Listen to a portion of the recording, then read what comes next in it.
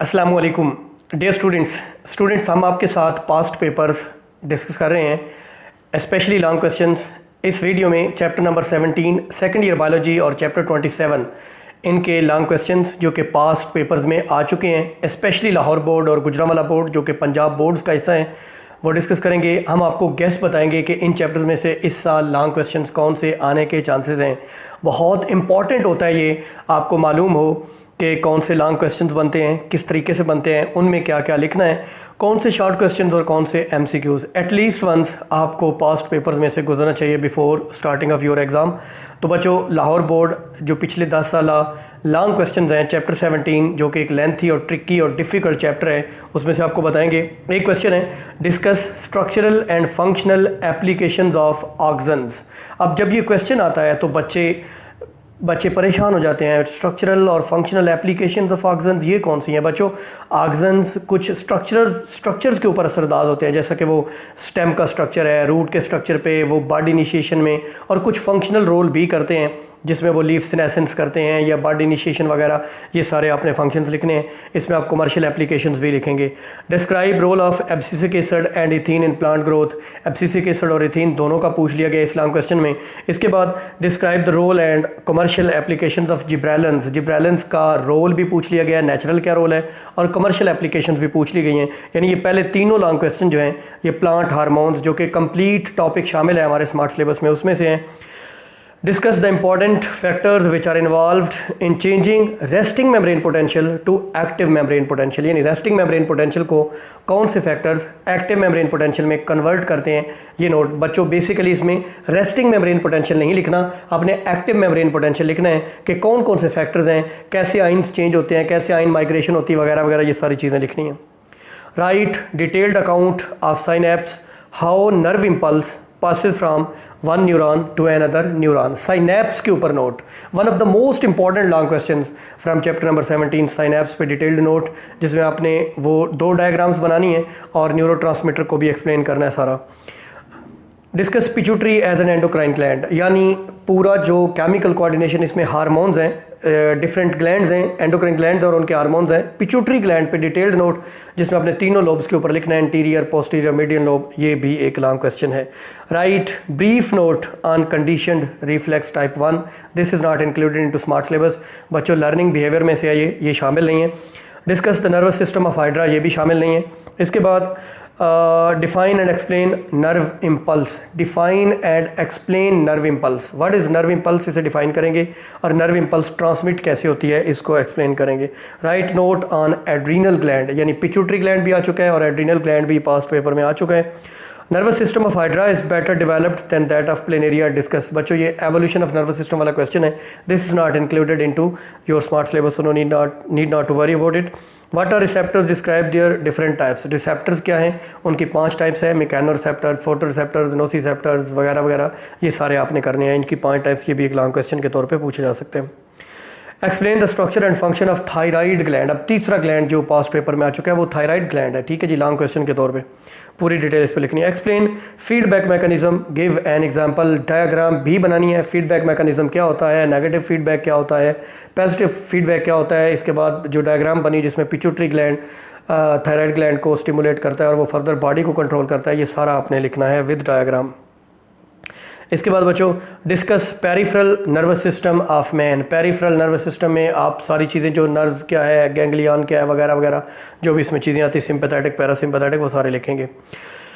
Right any 4 differences between nervous and chemical coordination. Nervous coordination और chemical coordination में 4 differences पूछे गए, ये भी हमारे स्मार्ट सिलेबस में इंक्लूडेड है। Differentiate between instinctive and learning behaviour. बच्चों ये एक टेबल बना हुआ है पेज नंबर 82 के ऊपर, हमारे स्मार्ट सिलेबस वाला जो दिया हुआ उसमें लिखा हुआ है कि 82 पेज तक आपने करना है। So this is included, don't worry about it, this is included into smart syllabus. ये भी लॉन्ग क्वेश्चन के तौर पे पूछा गया पास्ट पेपर्स में। Explain role of hormones produced by posterior lobe of pituitary. अब देखें शॉर्ट सा ये क्वेश्चन है, 2 हार्मोन है इसमें, ADH और ऑक्सीटोसिन, ये भी पूछ लिया गया लॉन्ग क्वेश्चन के तौर पर। बच्चों चैप्टर नंबर 17 जो हमारे पास गुजरांवाला बोर्ड है, पास्ट पेपर इनके देखेंगे। पहला क्वेश्चन है describe major factors which are involve in changing resting membrane potential to active. वही जो पीछे आ चुका है वही आपने लिखना है यहाँ पे। Describe function of abscisic acid hormone in plants. Abscisic acid growth inhibitor hormone है, इसके बारे में पूछा गया। नेक्स्ट है जी, describe the functions of the thyroid, पीछे भी आ चुका है, थायराइड इधर भी आ चुका है। Discuss pituitary as an endocrine gland, pituitary as an endocrine gland, master gland, anterior lobe, median lobe, posterior lobe, तीनों आपने लिखने हैं जब एंडोक्राइन ग्लैंड एज पिट्यूटरी मीन पूछा गया। How does nerve impulse pass from one neuron to another region, explain, give a detailed account of synapse, यानी synapse के ऊपर पूरा नोट, साइनेप्स क्या है, उसकी डायग्राम क्या है, उसकी सिनेप्टिक लेफ्ट क्या है वगैरह वगैरह, pre synaptic, post synaptic membranes, फिर न्यूरोट्रांसमीटर्स के बारे में। What is resting membrane potential, how is it maintained, what is resting membrane potential, और इसके लिए जो फैक्टर्स हैं हेडिंग बनी हमारी बुक में वो लिखनी है। Compare the nervous system of planarian hydra, this is not included into your smart syllabus. बच्चों हम चलते हैं चैप्टर नंबर 27 जिसकी 17 के साथ पेयरिंग है। पढ़ा ही है मैन एंड हिज एनवायरनमेंट, इसमें बहुत सारे टॉपिक्स छोड़े हुए हैं। देखिए पहला क्वेश्चन है जी लाहौर बोर्ड में, briefly explain wild life and fossil fuels, ये शामिल नहीं है, रिन्यूएबल रिसोर्सेज पहले टॉपिक में शामिल है, ये स्मार्ट सिलेबस में नहीं है। Discuss fossil fuels as exhaustible source of energy, नहीं शामिल स्मार्ट सिलेबस में। Give uses and misuses of agrochemicals, uses and misuse ये आखिरी टॉपिक्स में से है जहाँ लैंड पोल्यूशन का तस्करा है, ये शामिल नहीं है। जो वो फर्टिलाइजर्स, इंसेक्टिसाइड्स, पेस्टिसाइड्स का जिक्र है ये वो नहीं, ये शामिल नहीं है आपका। Write note on greenhouse effect, one of the most important long question from this chapter, greenhouse effect आपने डिटेल नोट लिखना है। Explain deforestation and afforestation, one of the important long question, why, because human impact जो है environment के ऊपर वो बड़ा lethal है, तो बायोलॉजी इस चीज़ को, यानी एप्लीकेशन ऑफ बायोलॉजी है ये बेसिकली, ये बहुत इंपॉर्टेंट पोर्शन होता है, लाजमी आ सकता है। Define pollution, describe the causes and effects of water pollution, what is pollution and water pollution भी शामिल है, ये लॉन्ग क्वेश्चन भी अहम है। Explain phenomena of eutrophication, although short topic included in the book but this is very important. Eutrophication और algal balloon क्या है, ये सारी चीज़ें आपने करनी है हेडिंग्स बना के। What is pollution, explain phenomena of air pollution. अब बच्चे कहेंगे सर एयर पोल्यूशन तो नहीं है, बच्चों एयर पोल्यूशन हो सकता है, पोल्यूशन को डिफाइन करें एयर पोल्यूशन के बारे में, खास तौर पे इसमें ओजोन डिप्लीशन वाला टॉपिक जो है वो शामिल है।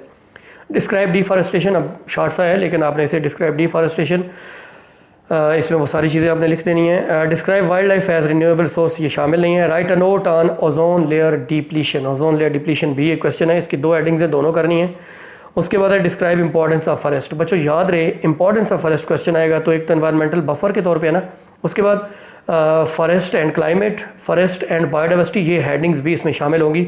मैं बहुत यकीन से कह रहा हूँ कि ये शामिल होनी है, आपने परेशान नहीं होना। अब हम चलते हैं Gujranwala board. Briefly explain wildlife and fossil fuels. These are not included into smart syllabus. Describe water and land as renewable source, नहीं है शामिल। Discuss fossil fuels as exhaustible source of energy, नहीं शामिल। Write note on importance of forest, जैसे कि मैं पहले बता चुका हूँ। Write a note on ozone depletion, ozone depletion पे write a note on greenhouse effect। बच्चों बहुत अहम सेगमेंट देखिए, चैप्टर 17 पे अगर आप आएँ तो प्लांट हार्मोन्स में से लॉन्ग क्वेश्चन आ रहा है, लाजमी आ रहा है, ठीक है जी, मॉर्निंग में आ रहा है या इवनिंग में आ रहा है। फिर ब्रेन, फिर उसके बाद hormones, pituitary, thyroid, adrenal gland, ये बहुत इंपॉर्टेंट।